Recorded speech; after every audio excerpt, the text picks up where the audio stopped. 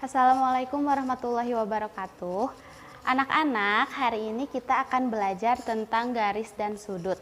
Nah, yang pertama kita akan mempelajari tentang sudut. Ada unsur-unsur sudut itu ada kaki sudut, titik sudut, dan daerah sudut. Yang mana saja, Umi di sini sudah menggambarkan contoh sudut. Di sini ada sudut AOB. Nah, kaki sudutnya itu adalah garis OA. Ini namanya kaki sudut nih. Lalu OB, ini juga sama. Lalu titik sudut itu yang mana? Titik sudut itu adalah perpotongan dari dua kaki sudut. Kaki sudutnya kan tadi OA dan OB. Lalu mana titik sudutnya? Nah, ini adalah perpotongan antara garis OA dan OB. Ini disebut dengan titik sudut. Lalu daerah sudutnya yang mana? Daerah sudutnya itu adalah yang Umi arsir ini. Nah, ini adalah daerah sudutnya. Sudut AOB. Lalu, biasanya kita menotasikan atau menuliskan sudut itu dengan lambang seperti ini. Atau istilahnya kalau biasa dibilang segitiga tapi kurang satu garisnya gitu. Ini namanya sudut AOB. Lalu, sudut apa saja yang sudah kalian ketahui? Pasti kan pas SD udah belajar ada sudut lancip, ada siku-siku, ada sudut tumpul, lalu ada sudut refleks. Nah, sudut lancip itu Umi ingatkan lagi, sudut yang besarnya antara 0 derajat sampai 90 derajat. Itu namanya sudut lancip. Kurang lebih seperti ini gambarnya. Besarnya itu nggak lebih dari 90 derajat. Lalu sudut siku-siku. Sudut siku-siku itu sudah mutlak harus 90 derajat. Jadi kalau nanti ada yang 90 derajat itu namanya sudut siku-siku. Lalu ada sudut tumpul. Kalau sudut tumpul itu besarnya antara 90 derajat sampai 180 derajat. Jadi lebih daripada sudut siku-siku. Lalu ada juga sudut refleks. Sudut refleks ini besarnya lebih dari 180 derajat. Gitu. Nah, di sini kita langsung akan masuk ke hubungan antar sudut. Hubungan antar sudut itu, kalau kalian mempelajari buku paketnya, ada di halaman 275. Nah, ada yang namanya berpelurus, lalu berpenyiku, dan bertolak belakang. Apa itu berpelurus? Berpelurus itu sering disebut dengan bersuplemen. Maksudnya adalah dua sudut, jika ada dua sudut yang disatukan, maka jumlahnya itu harus 180 derajat. Ini kan lurus ya, ini tuh lurus. Nah, kalau sudut lurus itu besarnya itu 180 derajat. Nah, berpelurus itu apa? Kalau misalnya ada dua sudut yang disatukan, jumlahnya harus 180 derajat. Nah, ini namanya berpelurus. Seperti ini. Misalnya yang 110 derajat ini sudut AOB, lalu yang ininya COD. Maka sudut AOB itu berpelurus dengan sudut COD. Gitu. Lalu yang B, berpenyiku atau berkomplemen. Nah, kalau yang tadi berpelurus itu karena lurus, maka jumlah sudutnya 180, kalau berpenyiku itu 90 derajat. Jadi kalau ada dua sudut yang disatukan, nanti besar sudutnya harus 90 derajat seperti ini. Ini sudut beta dengan sudut alfa, jika disatukan itu besarnya adalah 90 derajat. Sama dengan sudut alfa. Tuh. Lalu yang C, ada sudut bertolak belakang. Nih, ini saling bertolak belakang itu contohnya istilahnya saling bersilangan kayak gini. Nah, ini bertolak belakang dengan ini, lalu yang samping juga sama bertolak belakang. Apa poin pentingnya? Kalau sudut bertolak belakang itu besar sudutnya sama besar. Jadi kalau misalnya di sini besarnya 80 derajat, maka yang bertolak belakang di bawahnya juga sama 80 derajat. Kalau misalnya di sini 30 derajat misalnya, maka ini bertolak belakangnya juga sama 30 derajat. Jadi ini poin pentingnya sama besar gitu. Kalau berpenyiku tadi 90 derajat, berpelurus 180, kalau bertolak belakang itu sama besar. Nah, lalu di sini Umi udah menuliskan contoh soal. Di sini ada namanya sudut berpelurus. Tadi kata Umi kalau yang lurus itu namanya berpelurus. Maka jumlah sudutnya itu harus 180 derajat. Nah, di sini yang diketahui, coba kita lihat di sini ada sudut apa saja? Di sini ada sudut KLN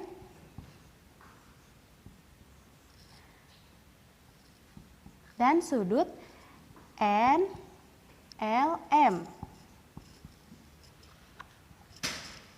Di sini keterangannya KLN itu 3X ditambah 15 dan sudut NLM itu 2X ditambah 10. Yang ditanyakannya apa? Berapa besar pelurus dari sudut KLN? Berapa besar pelurus dari sudut KLN? Yang pertama harus kita cari adalah nilai X-nya berapa. Kita harus tahu dulu nilai X-nya berapa. Jumlah sudut pelurus semuanya 180, maka kita tambahkan dulu 3X ditambah 15 ditambah dua-duanya kan ini kalau disamain, kalau disatuin semuanya kita tambahkan. Sama dengan harus 180 derajat. Nah, operasi aljabarnya kita ingat kembali, kita harus mengumpulkan suku sejenis dulu. Di sini ada X yang variabel sama variabel, yang konstanta dengan konstanta lagi. Di sini kita satukan nih, 3X dengan 2X. Berapa hasilnya? 5X ditambah 15 ditambah 10. Sama dengan 180. Kita turunkan lagi, 5X ditambah 15 ditambah 10 itu 25, sama dengan 180. Lalu kita harus membuat X-nya ini sendirian agar ketahuan berapa nilai X-nya. Caranya, kita hilangkan 25 ini. Cara menghilangkannya dengan mengurangi 25 lagi. Kalau di sisi sebelah sini dikurang 25, maka sisi sebelah sana juga harus sama dikurang 25.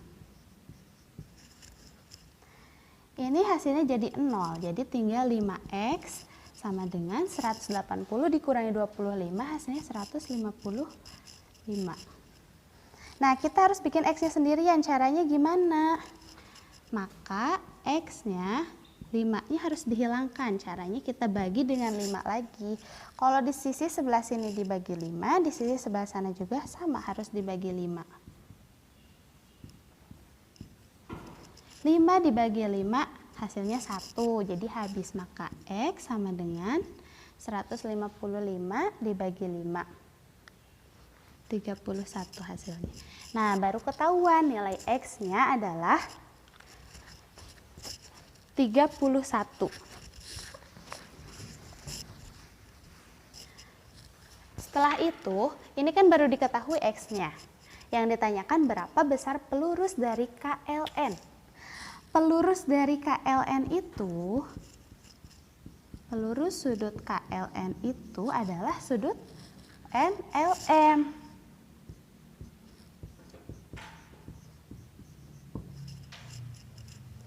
Kita lihat keterangannya, sudut NLM itu berapa? 2X ditambah 10. Nah, setelah ini kita langsung masukin aja substitusi nilai X-nya berapa. 2X itu sama dengan 2 dikali X. X-nya masukin 2 dikali 31 ditambah 10. 2 dikali 31 hasilnya 62 ditambah 10. Hasilnya jadi 72.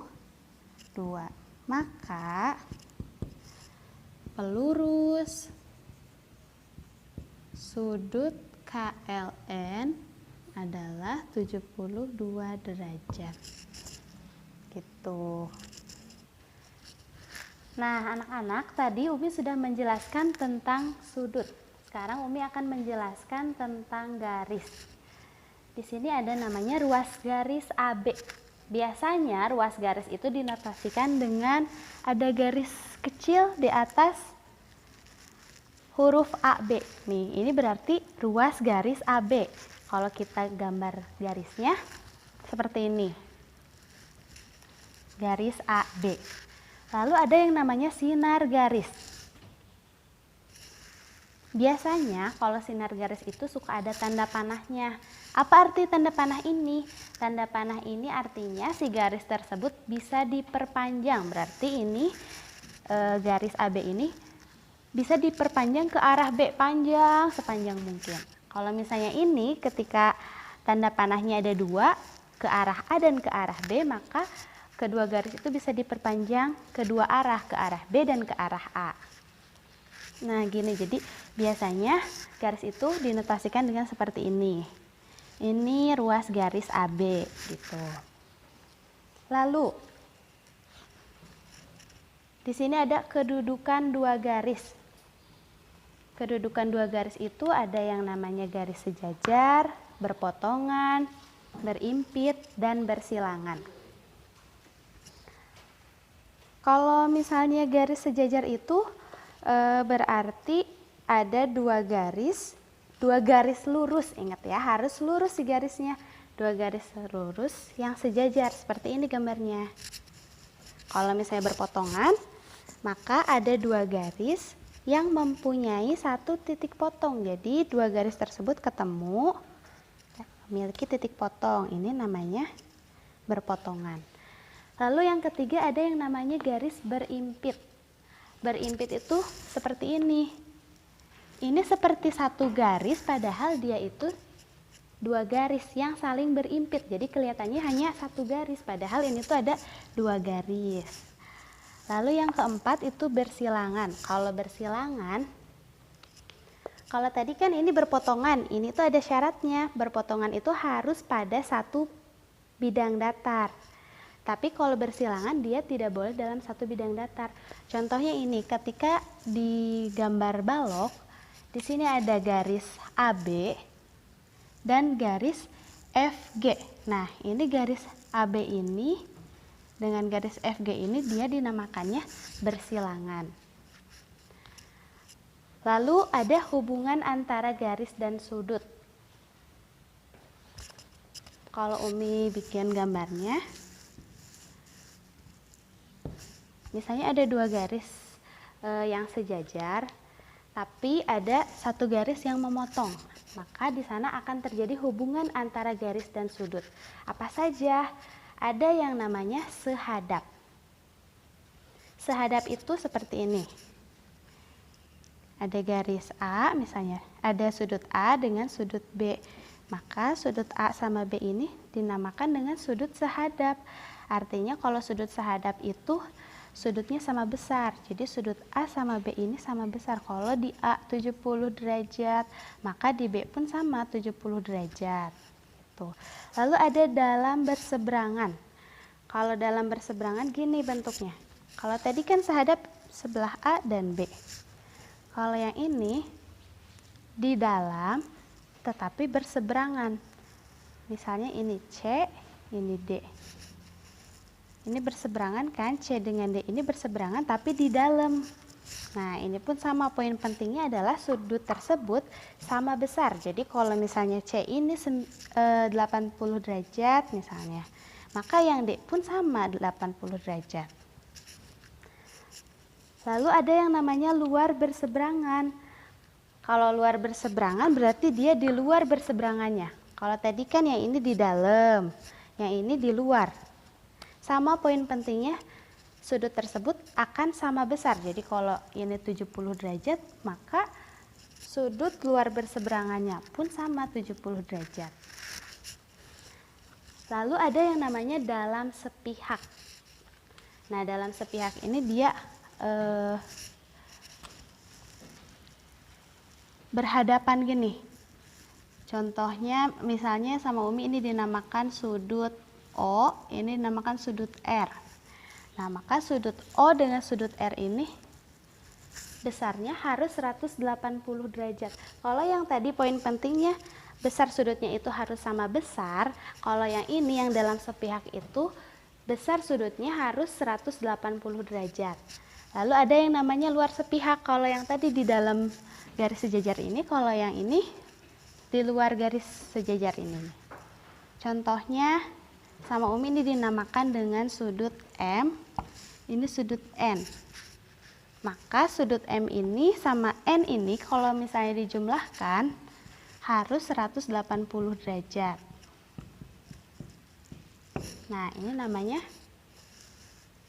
dalam sepihak dan luar sepihak. Jadi hubungan antara garis dan sudut itu semuanya ada 5. Ada yang namanya sehadap, ada yang namanya dalam berseberangan, ada yang luar berseberangan, ada yang dalam sepihak, dan ada yang luar sepihak. Lalu di sini Umi sudah menyediakan contoh soal. Di sini ada 2 garis sejajar dipotong oleh 1 garis lurus. Lalu dikasih keterangan salah satu sudutnya itu adalah 125 derajat. Yang ditanyakan adalah berapa besar dari sudut A dan sudut B. Kita perhatikan coba. Di sini kaitannya ada dengan apa saja. Kita cari kira-kira hubungan antara garis dan sudut pada gambar ini tuh adanya pada yang mana, yang sehadap atau dalam berseberangan atau luar berseberangan atau dalam sepihak atau luar sepihak. Nih, 125 ini jika kita kaitkan dengan sudut A, dia itu termasuk ke dalam luar berseberangan. Nih, sama kan? Ini di luar dan berseberangan. Poin pentingnya apa? Luar berseberangan itu berarti tadi sudutnya sama besar. Udah otomatis, berarti karena ini luar berseberangan, maka sudut A sudah langsung diketahui adalah 125 derajat. Kalau sudut A sudah diketahui 125, maka yang B-nya berapa? Kita lihat lagi di garis lurus ini. Kata Umi, kalau misalnya garis lurus ini berarti jumlah sudutnya adalah 180 derajat. Sementara yang sudah diketahui salah satu sudutnya adalah 125 derajat. Maka bagaimana caranya? Nah, kita kurangi saja 180 dikurangi 125 derajat. Hasilnya berapa?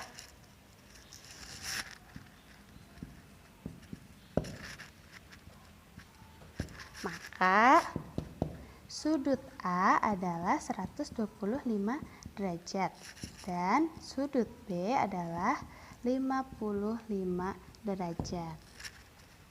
Ini sudah langsung kaitannya dengan sudut berpelurus.